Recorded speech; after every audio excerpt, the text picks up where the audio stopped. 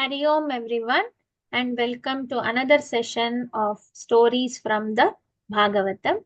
Today let us hear the story of King Chitraketu from Shubhaji. Hari Om. In the last class, we saw the story of Maharishi Dadichi, whose bones were used as Vajrayuda by Indra to kill Vritrasura. Right?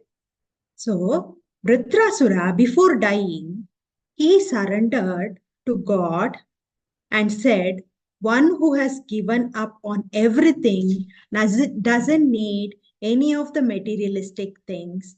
And just like a child looks for a mother, may I always be in the bhakti of your lotus feet. Saying this, uh, he dies in the battlefield with Indra. So Parikshit hears the story and he asks Shukamuni, how come this Asura had such great knowledge and bhakti in God? So for that, Shukamuni answers his question. This Vritrasura, in his past life, was a king named Chitraketu of Surasena. Okay? Chitraketu had many wives, but unfortunately, now he didn't have any children. He was blessed with lot of opulence, wealth, peace, health. You name it, he had everything in life. But he had no children. He was focusing on things he didn't have and was miserable. But if he had focused on the things he had, he would have been full of gratitude. But that's how we are, right?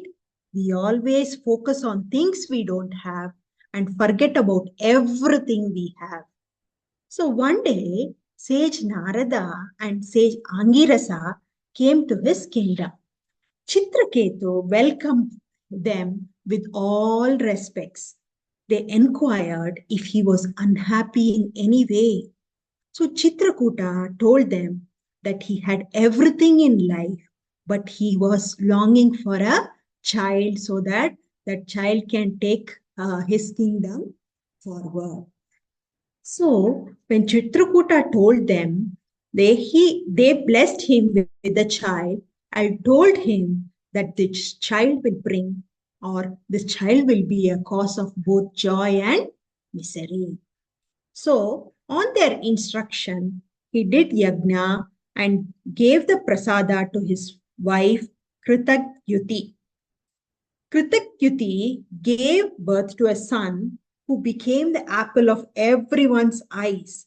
Chitraketu was overjoyed and was always spending time with his son and wife Kritakyuti.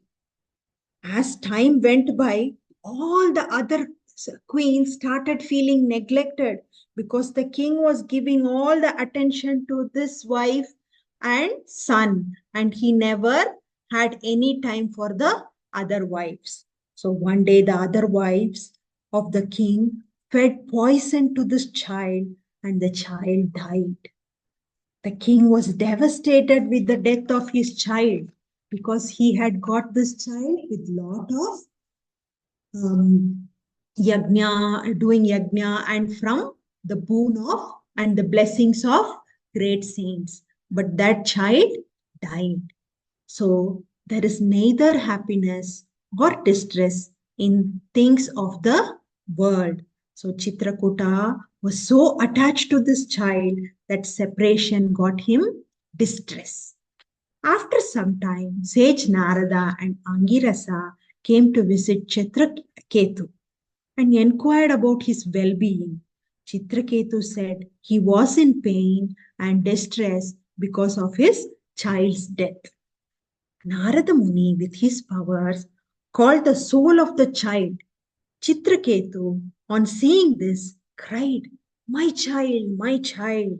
But that soul replied, who is your child? I am not your child. Because that was the soul. We all know the body is the child, not the soul, right?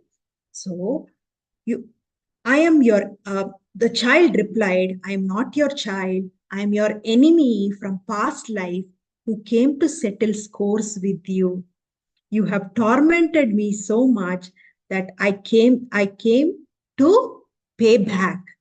So Chitraketu realized that he was wrong in getting attached to his child and moved towards the knowledge of the self and focused on getting the knowledge of Brahman. He started his spiritual sadhana and was always in the bhakti of the Lord. With all these spiritual sadhana, he became a Gandharva and started moving around in the on all the lokas. He wandered around the celestial lokas and one day reached Kailasha. Kailasha is the abode of Shiva and Parvati. There he saw Shiva and Parvati sitting there in the midst of all the sages and saints. Chitraketu saw that Ma Parvati was sitting on Shiva's lap and he made a remark that they don't know how to behave in the midst of others. Shiva was not bothered and he ignored and gave a smile. But Ma Parvati didn't like his comment and she got angry and said, "You are a Gandharva and you don't understand that gods are beyond all greed, love, anger, and desire of the worldly souls. So such dharma doesn't apply to the divine." She was very upset and she cursed him, saying that since you misbehaved, you will be born as an asura in the next birth. After hearing the curse, Chitraketu was unmoved. He remained calm and peaceful. He said, "I accept the curse since I made the mistake and I will suffer the consequence of my action." Later, he departs from Kailasha. After he departs, Shivji tells Parvati how elevated his soul is, that he accepted his mistake, and this acceptance and surrender is a sign of a Nishkama devotee who doesn't see any difference between heaven and hell. They see everything as the same. Since he is beyond all that, he is a great devotee. He sees wherever and whatever, he sees God in everything. And he sees that when there is God, there is true happiness. So he is a surrendered soul. This Chitraketu is born as Vritrasura to fulfill his curse and karma. And at the end of his life, he gets liberated.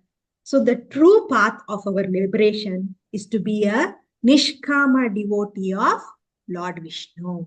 Hari Om. Hari Om, everyone. Thank you, Shubhadi, for the lovely story.